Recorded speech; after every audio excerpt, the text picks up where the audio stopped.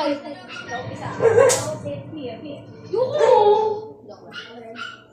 seek.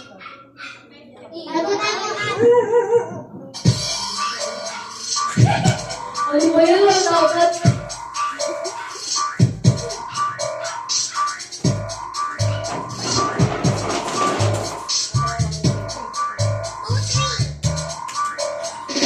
Ako kung mag-empty time for yung araw ko.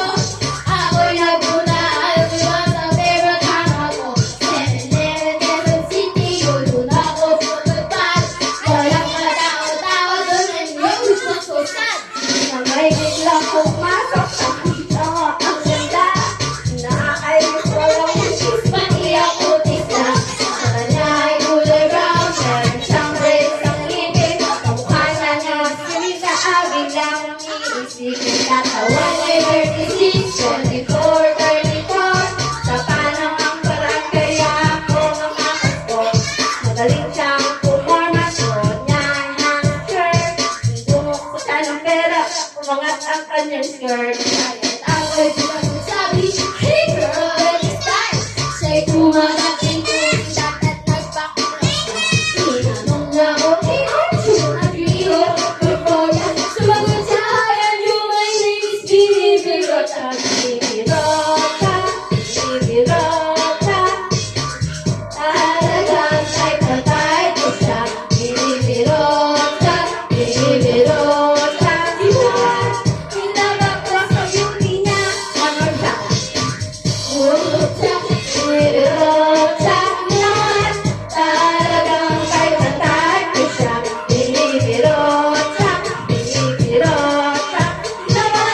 Hinabak ko sa beauty niya.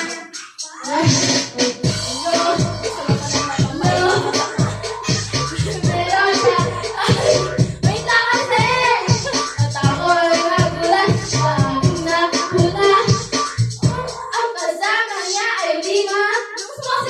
Sabi ko, I'm feeling yes, remember me. Siya'y nagulat. Bigla nakasigaw.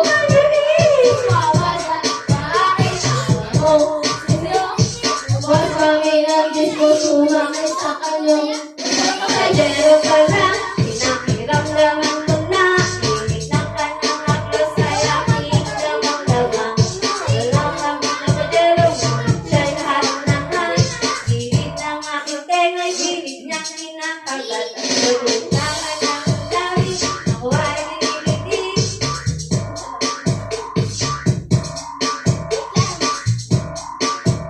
Ay nagmamadali, Umabot siya sa akin at siya ay napangiti. binibirota, Binibirota, naman talagang type na type ko siya. Binibirota, binibirota, naman ilabang ko sa beauty niya. Binibirota, binibirota, talagang type na type ko siya. Binibirota, binibirota, naman ilabang ko sa beauty niya.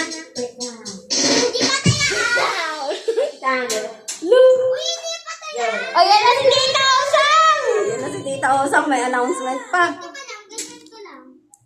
Mamaya na kayo pag malakas. Hindi nga malakas. Hindi na, mag-sermon na. Oh, huwag na yan. Ano tapos ba na yan? Hindi pa matapos yan. Ayoko nun. Wala! Kung ano-ano na napindot ko. Wait lang, pause muna natin.